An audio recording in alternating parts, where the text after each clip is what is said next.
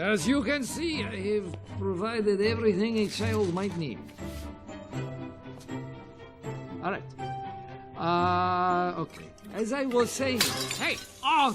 Somebody broke that. Okay. Clearly, we need to set some rules. Rule number 1. You will not touch anything. What about the floor?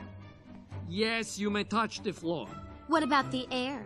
Yes, you may touch the air. What about this? Ah! Where did you get that? Found it. Okay, rule number 2, you will not bother me while I'm working. Rule number 3, you will not cry, or whine, or laugh, or giggle, or sneeze, or burp, or fart. So, no annoying sounds, right? Does this count as annoying? Very